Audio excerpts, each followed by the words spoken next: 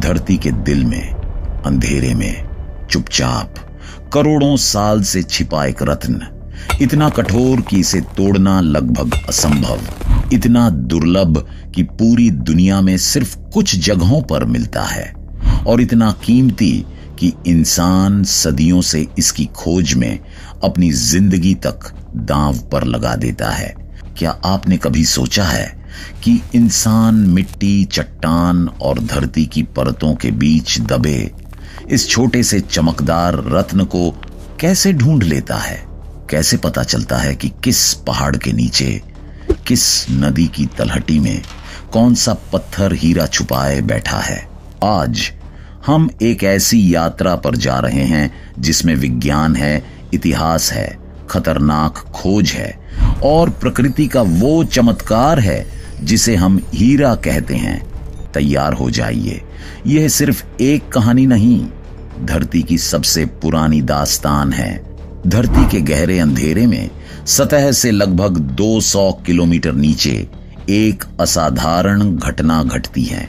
यहाँ तापमान हजारों डिग्री और दबाव इतना तीव्र होता है कि साधारण कार्बन के परमाणु एक दूसरे से कसकर जुड़ जाते हैं।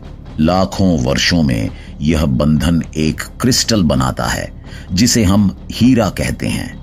यह जन्म मानव या तकनीक की पहुंच से कहीं दूर पृथ्वी की कोख में होता है, लेकिन यह सिर्फ शुरुआत है। असली चमत्कार तब होता है जब यह रत्न धीरे धीरे ऊपर की ओर उठता है, जैसे धरती स्वयं इसे दुनिया को दिखाना चाहती हो। हीरा भले ही धरती की गहराइयों में पैदा होता है, लेकिन इंसान कभी वहां तक नहीं पहुंच सकता। तो फिर यह दुर्लभ रत्न सतह तक कैसे आता है? इसका उत्तर छिपा है करोड़ों साल पुराने उन भयावह ज्वालामुखियों में जिन्हें आज हम किम्बरलाइट ज्वालामुखी कहते हैं। ये ज्वालामुखी सामान्य ज्वालामुखियों की तरह धीरे धीरे नहीं फटते थे। इनके विस्फोट इतने तीव्र और तेज थे कि धरती की गहराई से मैग्मा, चट्टानें और हीरे पल भर में ऊपर की ओर धकेल दिए जाते थे। यह विस्फोट एक प्राकृतिक लिफ्ट की तरह काम करता था, जो हीरों को सतह के करीब तक ले आता था, बिना उन्हें नुकसान पहुंचाए। इन विस्फोटों के बाद पृथ्वी की सतह में बनी संकरी, गहरी संरचनाओं को किम्बरलाइट पाइप्स कहा जाता है। ये पाइप्स हीरा खनन की दुनिया के लिए संकेत हैं। जहां भी ये पाए जाते हैं, वहां हीरों के मिलने की संभावना कई गुना बढ़ जाती है। आज दुनिया की सबसे बड़ी हीरा खदानें अफ्रीका की ओरापा, रूस की मीर, कनाडा की डायविक इन्हीं पाइप्स के पास स्थित हैं। वैज्ञानिक धरती की परतों, चट्टानों और पुराने ज्वालामुखीय रास्तों का अध्ययन करके पता लगाते हैं कि यह प्राकृतिक लिफ्ट कहां हो सकती है। यही कारण है कि हीरा सिर्फ एक रत्न नहीं, बल्कि धरती के प्राचीन भूगर्भीय इतिहास का जीवित प्रमाण है। हीरे की वैज्ञानिक खोज भले आज होती हो, लेकिन इसकी पहचान हजारों साल पहले भारत में हुई थी। इतिहासकार बताते हैं कि लगभग 2500 वर्ष पहले गंगा, गोदावरी और कृष्णा जैसी नदियों की तलहटी में रहने वाले लोग रेत धोते समय एक चमकीले, कठोर और पूरी तरह पारदर्शी पत्थर पर ध्यान देने लगे।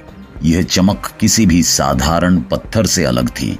उस समय के आर्षियों और व्यापारी समुदाय ने महसूस किया कि यह पत्थर प्राकृतिक नहीं, असाधारण है। तब इसे वज्र कहा गया, जिसका अर्थ है बिजली से भी कठोर। यह सिर्फ ताकत का प्रतीक नहीं था, बल्कि कुछ लोग इसे दिव्य शक्ति का प्रतीक भी मानने लगे।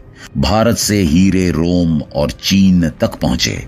रोमन साम्राज्य में इसे युद्ध के समय तावीज की तरह पहना जाता था। प्राचीन ग्रंथ बताते हैं कि सैनिक विश्वास करते थे कि हीरा उन्हें बचाता है। चीन में इसे बुरी आत्माओं को दूर रखने वाला पत्थर माना जाता था। समय के साथ दुनिया ने समझा कि हीरा दुर्लभ है, बहुत ज्यादा दुर्लभ, और मनुष्य दुर्लभ चीजों को हमेशा संजो कर रखता है। यहीं से हीरे का सांस्कृतिक और आर्थिक महत्व बढ़ा। लेकिन उस समय किसी को अंदाजा नहीं था कि जमीन के नीचे क्या छिपा है। कोई नहीं जानता था कि यह पत्थर कहां बनता है, कैसे बनता है और क्यों इतना कम मिलता है। यह रहस्य सदियों बाद वैज्ञानिकों ने खोला। हीरा दुनिया के सबसे कठिन खनिजों में से एक है, लेकिन उसे ढूंढना उससे भी कठिन। भूवैज्ञानिकों का काम किसी जासूस जैसा होता है। वे सीधे हीरा ढूंढने नहीं जाते, बल्कि उसके संकेतों को खोजते हैं। सबसे पहले वे चट्टानों की उम्र का अध्ययन करते हैं। हीरे प्राचीनतम चट्टानों में मिलते हैं जो अरबों साल पुरानी होती हैं। फिर वे देखते हैं कि क्या उस क्षेत्र में कभी ज्वालामुखी विस्फोट हुए थे।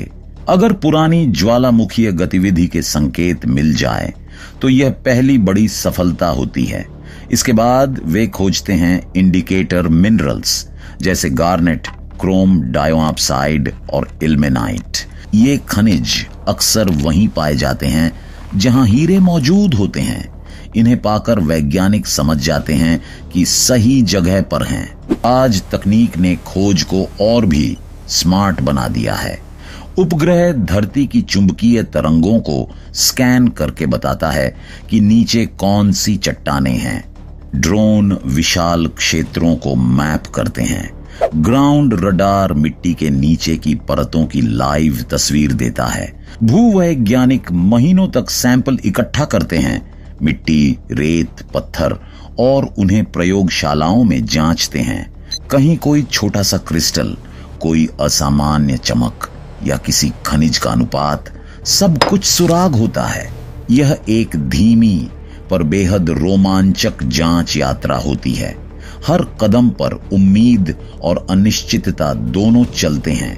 जब भूवैज्ञानिकों को पर्याप्त संकेत मिल जाते हैं, तब शुरू होता है अगला और सबसे महत्वपूर्ण चरण, प्रोस्पेक्टिंग। यही वह चरण है जहां अनुमान, विज्ञान और मेहनत एक साथ मिलते हैं। सबसे पहले एक विशाल क्षेत्र को छोटे छोटे हिस्सों में बांटा जाता है। टीमें विभिन्न बिंदुओं से मिट्टी, रेत और चट्टान के नमूने इकट्ठे करती हैं। हर नमूने को सावधानी से पैक कर प्रयोगशालाओं में भेजा जाता है। विज्ञान यहां बेहद बारीकी से काम करता है। एक छोटा सा खनिज भी पूरी दिशा बदल सकता है। प्रयोगशाला में नमूनों को धोया और छाना जाता है। भूवैज्ञानिक माइक्रोस्कोप से हर कण की जांच करते हैं। अगर उनमें से किसी में इंडिकेटर मिनरल जैसे कि चमकीला गार्नेट मिल जाता है, तो यह संकेत है कि आसपास कहीं गहराई में एक पाइप मौजूद हो सकता है। कभी कभी यह प्रक्रिया महीनों चलती है। कई बार टीमों को कुछ नहीं मिलता और वे दूसरे क्षेत्र में फिर से शुरुआत करती हैं। हीरा खोजने का काम जितना वैज्ञानिक है, उतना ही धैर्य का खेल भी। फिर आता है वह क्षण जब किसी नमूने में एक छोटा सा रफ हीरा मिलता है। भले वह आधे चावल जितना हो, लेकिन उसकी चमक पूरी टीम को उत्साहित कर देती है। यह वह क्षण होता है जब सब समझ जाते हैं, यहीं नीचे कहीं हमारा लक्ष्य छिपा है। अब अगला चरण होता है परीक्षण, खुदाई, और अगर परिणाम मजबूत हों तो खदान विकसित करने का निर्णय। एक बार पुष्टि हो जाए कि जमीन के नीचे हीरे हैं, तो शुरू होता है धरती के सबसे बड़े इंजीनियरिंग प्रोजेक्ट्स में से एक, ओपन पिट माइनिंग। यह वह चरण है जहां प्रकृति और मशीनों का संघर्ष साफ दिखता है। सबसे पहले एक विशाल क्षेत्र को साफ किया जाता है। फिर भारी मशीनें, ड्रिलिंग रिग्स, एक्सकैवेटर्स, लॉडर्स धरती में गहराई तक छेद करती हैं। इन छेदों में नियंत्रित विस्फोटक भरे जाते हैं, जिन्हें एक निर्धारित पैटर्न में ब्लास्ट किया जाता है ताकि चट्टानें टूटकर लूज हो जाएं। इसके बाद शुरू होता है सबसे कठिन काम, सैकड़ों टन चट्टानों को बाहर निकालना, बड़े बड़े डंपर ट्रक जिनके टायर इंसान से कई गुना बड़े होते हैं, लगातार चट्टानें उठाकर प्रोसेसिंग प्लांट तक ले जाते हैं। इन गड्ढों की गहराई कभी कभी 500 मीटर से भी ज्यादा होती है और उनका व्यास किलोमीटरों में। दुनिया की कुछ खदानें अंतरिक्ष से भी दिखाई देती हैं। यह इंसानी क्षमता का एक अद्भुत प्रमाण है। लेकिन इस पूरी प्रक्रिया में एक सच हमेशा सामने रहता है। हीरा बेहद दुर्लभ है। औसतन 250 टन मिट्टी और चट्टान खोदने पर सिर्फ 1 कैरेट हीरा मिलता है। यह काम अर्थव्यवस्था, समय और ऊर्जा तीनों की परीक्षा लेता है। माइनिंग सिर्फ मशीनों का काम नहीं, बल्कि जोखिमों का भी खेल है। हर सेकंड सुरक्षा और सतर्कता जरूरी है, क्योंकि एक छोटी सी चूक बड़े हादसे का कारण बन सकती है। हीरे सिर्फ धरती की गहराई में नहीं छिपे होते। कई बार प्रकृति उन्हें धीरे धीरे अपनी सतह पर ले आती है। समय, हवा, बारिश और भूगर्भीय गतिविधियों के कारण पुरानी किम्बरलाइट चट्टानें टूट जाती हैं। इनमें छिपे हीरे बहकर नदियों, झीलों और समुद्री तटों तक पहुंच जाते हैं। यही कारण है कि कई प्राचीन सभ्यताओं ने हीरे सबसे पहले नदी किनारों पर ही खोजे। अलूवियल माइनिंग का पहला चरण है नदी की तलहटी से रेत और कंकड़ को इकट्ठा करना। इसके लिए पानी का रुख मोड़ा जाता है, अस्थाई बांध बनाए जाते हैं और मशीनें नदी के तल को खंगालती हैं। इसके बाद रेत को वॉशिंग टेबल्स या जिगिंग मशीनों में डाला जाता है, जहां भारी खनिज नीचे बैठ जाते हैं और हल्की रेत बह जाती है। हीरे अपने वजन और घनत्व के कारण नीचे रह जाते हैं। अफ्रीका में, विशेषकर नामीबिया में, समुद्री हीरों की खोज दुनिया की सबसे कठिन खनन प्रक्रियाओं में से एक मानी जाती है। यहां विशाल जहाजों पर लगे बड़े वैक्यूम सिस्टम समुद्र की गहराई से रेत खींचकर उसे प्रोसेसिंग यूनिट में भेजते हैं। लेकिन अलूवियल माइनिंग की सबसे खूबसूरत बात यह है, कई बार दुनिया के सबसे साफ, सबसे उच्च गुणवत्ता वाले हीरे इन्हीं नदी तटीय क्षेत्रों से मिलते हैं। जिसने भी इन्हें देखा है वह मानता है प्रकृति कभी कभी खुद सबसे बेहतरीन जौहरी बन जाती है। खनन के बाद हीरे की सबसे जोखिम भरी यात्रा शुरू होती है, प्रोसेसिंग। यह वह चरण है जहां साधारण दिखने वाली चट्टानों को तोड़कर उनके भीतर छिपे हीरों को सुरक्षित निकालना होता है। सबसे पहले ट्रकों से आई चट्टानों को बड़े क्रशर्स में डाला जाता है, लेकिन यह क्रशिंग बेहद सावधानी से की जाती है, क्योंकि ज्यादा दबाव डाल दिया जाए तो रफ डायमंड टूट सकता है और कम दबाव से चट्टान नहीं टूटेगी। इंजीनियर मशीनों को माइक्रो लेवल पर कैलिब्रेट करते हैं। क्रशिंग के बाद मलबे को पानी के साथ मिलाकर एक स्लरी तैयार की जाती है। अब आता है सबसे दिलचस्प चरण, ग्रीस टेबल टेक्नोलॉजी। चूंकि हीरा पानी को पसंद नहीं करता और ग्रीस से चिपकता है, इसलिए स्लरी को ग्रीस लेपित बेल्ट पर गिराया जाता है। मिट्टी और अन्य पत्थर बह जाते हैं, लेकिन हीरे बेल्ट से चिपक जाते हैं। आजकल आधुनिक खदानों में एक्स-रे सॉर्टिंग उपयोग किया जाता है। जब मलबा एक्स-रे से गुजरता है तो हीरा चमक उठता है। सेंसर उसे पहचान कर एक तेज हवा का झोंका मारकर अलग कर देते हैं। इस प्रक्रिया की सटीकता इतनी है कि एक भी हीरा छूटने की संभावना बेहद कम होती है। अंत में मशीन से निकले हीरों को हाथ से भी जांचा जाता है, क्योंकि प्रकृति की अनियमितता को कोई मशीन पूरी तरह नहीं पढ़ सकती। रफ डायमंड को देखकर कोई नहीं पहचान सकता कि यह वही रत्न है जिसे दुनिया सबसे कीमती मानती है। उसकी असली चमक बाहर लाने के लिए महीनों की कला, ध्यान और तकनीक की आवश्यकता होती है। सबसे पहले विशेषज्ञ हीरे को 3D स्कैन करते हैं।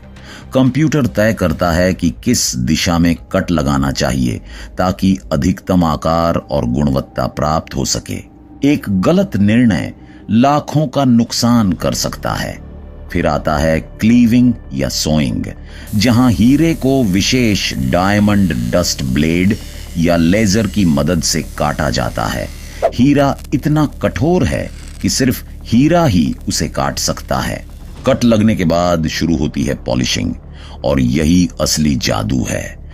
कुशल कारीगर हीरे पर 57 या 68 फैसेट्स बनाते हैं।